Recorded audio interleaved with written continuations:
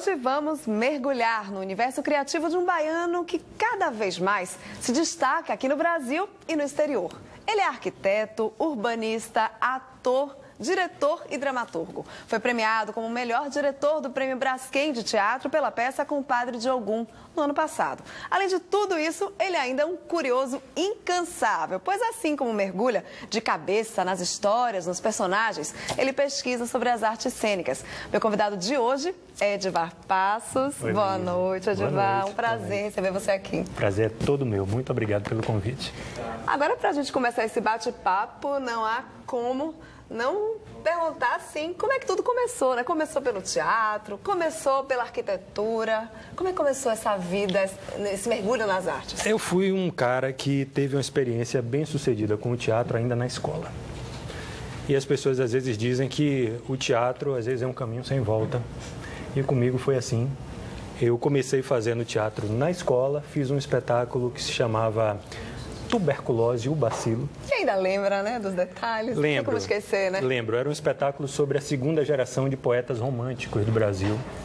E foi muito apaixonante, foi uma experiência muito intensa. Acredito também que para todos que participaram do espetáculo na época, era um espetáculo grande. E a partir daí eu não consegui deixar mais de fazer teatro, sempre estive envolvido, mesmo quando, logo na sequência, fiz o vestibular e ingressei na escola de arquitetura. É isso, mas chegou a trabalhar inclusive com arquitetura há bastante tempo, né? Não, eu estudei, fiz a graduação completa, me formei, só que eu era aquele estudante de arquitetura que estudava arquitetura e na hora normalmente as pessoas estavam no estágio em arquitetura, eu estava ensaiando, estava trabalhando como ator ou trabalhando como assistente de direção. Logo depois da escola, dessa experiência com esse espetáculo que eu falei para vocês, a gente fundou um grupo de teatro chamado Síncrons Péticos e Circuncisfláuticos. E esse grupo teve uma linha contínua de trabalho, a gente montou uns 3 espetáculos. Aí fiz parte também de uma outra companhia, de um outro coletivo que era a Companhia de Teatro da Aquibeu, dirigido por Fernando Guerreiro, que também a todo final de ano montava espetáculos, né? E além de montar espetáculos, esses 2 grupos tinham um treinamento bem intensivo, principalmente para o ator.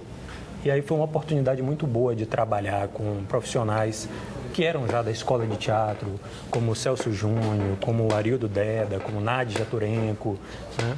E foi também a vivência desses grupos que possibilitou uma certa visibilidade do trabalho da gente, né? E aí começaram a surgir convites de outros diretores. Aí foi que Deolindo Kekuchi apareceu na minha vida, me chamou para fazer umas 3 peças com ele.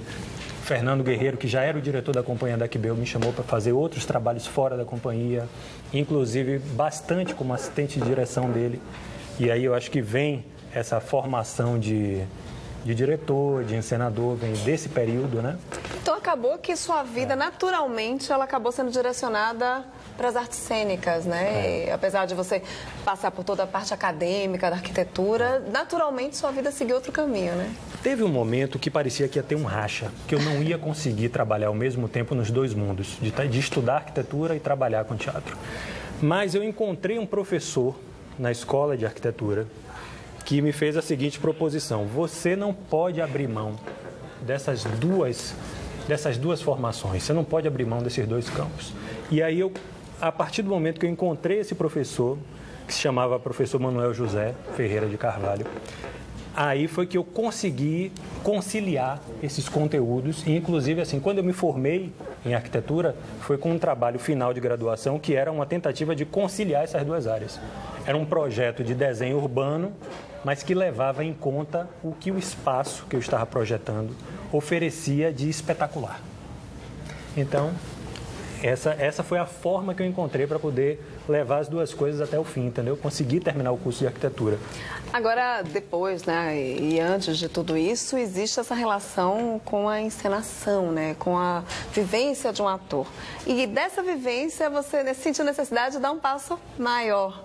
E foi, inclusive, uma expressão que você utilizou, né, uma certa vez, que foi seu batismo de fogo, com as aventuras do Maluco Beleza. Isso. Uma montagem que, inclusive, é feita pelo Núcleo TCA, né? Foi muito importante para você toda essa montagem dessa peça, esse espetáculo voltado para as crianças, mas mais para o público, como eles chamam, né? Público teen, né? Público adolescente.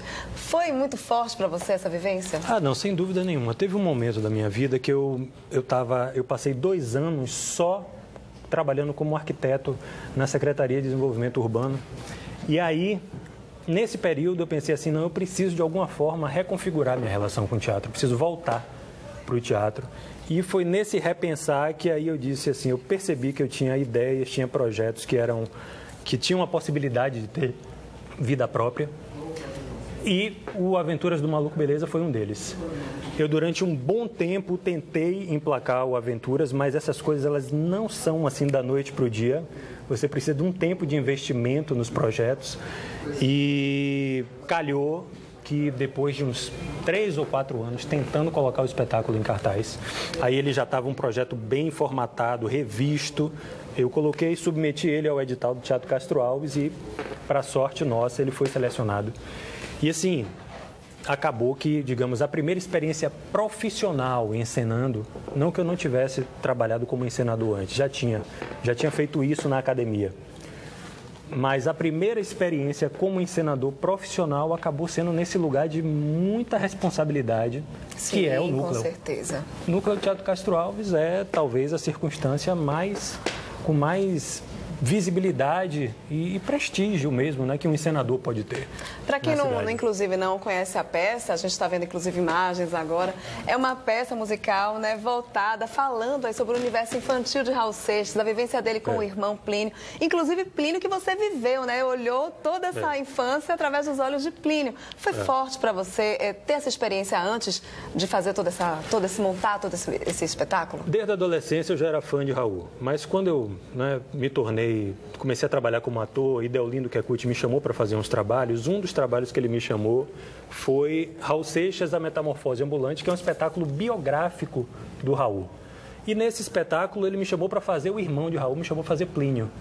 E Plínio era um cara que, inclusive, ele escreve esse espetáculo com Deolindo Kekuchi. Então eu tinha uma proximidade ali muito grande. E fazendo principalmente as primeiras cenas do espetáculo, que é um espetáculo biográfico assim, linear, né? Então, as primeiras cenas eram a infância. As primeiras cenas que eu fazia com Nelito e com Narcival eram frenesi. A gente ficava, assim, entusiasmadíssimos fazendo o espetáculo. E aí eu me dei conta de que só aquilo, que era uma cena no espetáculo de Deolindo, só aquilo já rendia um espetáculo ou até muito mais do que isso. Porque isso, inclusive, é até uma discussão que a gente tem nas pessoas que giram em torno do espetáculo Aventuras do Maluco Beleza. Aventuras do Maluco Beleza, ele não precisa ficar fechado em uma peça. Ele pode ser mais de uma peça, ele pode ser uma série, ele pode ser um desenho animado. Inclusive virou livro? Virou livro, está aqui o livro, Aventuras do Maluco Beleza, que foi lançado pela Edúfiba, veja você, agora, em 2015, ou seja, é um projeto que ele se mantém vivo há um bom tempo. Ele estreou em 2010, ele ficou no Teatro Castro Alves 2010, 2011, depois ele foi para São Paulo, ficou lá em 2013, depois regressou e no final do ano, a gente também participando de um outro edital, dessa vez da Edúfiba, fomos selecionados e está aqui, publicado. Um filho prodígio. Filhote, sobrevivente. No próximo bloco eu volto a conversar com Edivar Passos, não saia daí. O Band Entrevista volta já.